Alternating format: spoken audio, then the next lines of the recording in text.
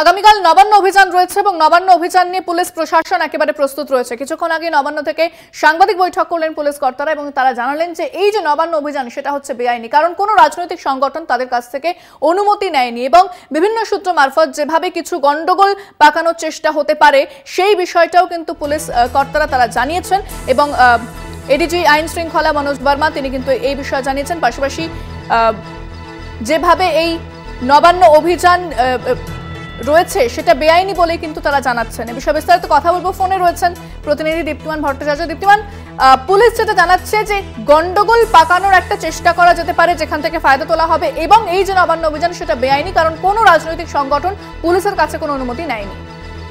একেবারেই দেখো, আজকে যে সাংবাদিক বৈঠক করলেন রাজ্য পুলিশের 5 শীর্ষতা, তাদের মধ্যে থেকে এডিজি এলো কিন্তু স্পষ্টভাবেই বলে দিলেন যে এই মিটিংটা যে কালকে যে নবান্ন অভিযানে ডাক দেওয়া হয়েছে তার জন্য কিন্তু পুলিশ কমিশনার অর্থাৎ হাওড়ার পুলিশ কমিশনার যিনি রয়েছেন তিনি কিন্তু বারবার চিঠি পাঠিয়েছেন, তাদের সাথে কথাও বলেছেন যে তারা যেন এইটার জন্য লিখিত একটা পারমিশন নেয়, কোথা থেকে বাস আসবে, কত লোক আসবে, পুরো বিষয়টা যেন তাদেরকে জানানো হয়।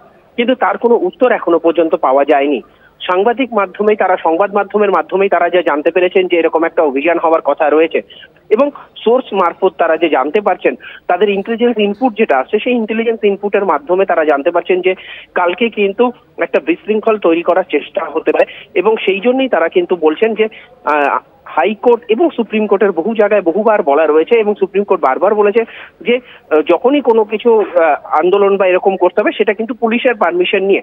পুলিশের পারমিশন দেখো, কোনো আন্দোলন করার আগে কিন্তু বেশ কিছু রূপরেখা আছে, সেইগুলোকে মেনে চলতে হয়। যেরকম আমরা আগেও দেখেছি, কিছুদিন আগেও দেখেছি, যখন বিজেপি হোক বা সিপিএম এর পক্ষ থেকে যখনই কেউ কোনো আন্দোলন করে বা তাদের কোনো সভা থাকে বা তাদের কোনো মিছিল থাকে, যদি তারা প্রথমে পুলিশের কাছে পারমিশনের জন্য অ্যাপ্লাই করেন, পুলিশ সেই পারমিশন না দিলে তারা হাইকোর্টে যান, হাইকোর্ট নিয়ম বেঁধে দেন যে এইখান থেকে এই পর্যন্ত হবে, এতদিনের জন্য বসতে পারবে, সেইভাবে তারা কিন্তু রূপরেখা তৈরি করে দেয়। অর্থাৎ পুলিশের কাছ থেকে পারমিশন নিয়ে কিন্তু তারপর যে কোনো আন্দোলন হোক, যে কোনো সভা হোক, সেগুলো কিন্তু করতে হয়। সেখানে কিন্তু বেশ কিছু রূপরেখা রয়েছে, যেগুলো নিয়ম রয়েছে।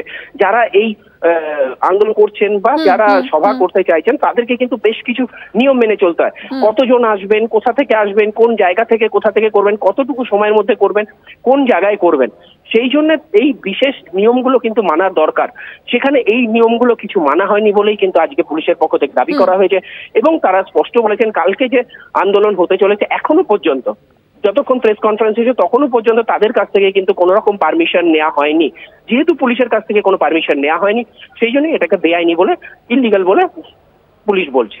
ধন্যবাদ দীপ্তিমান।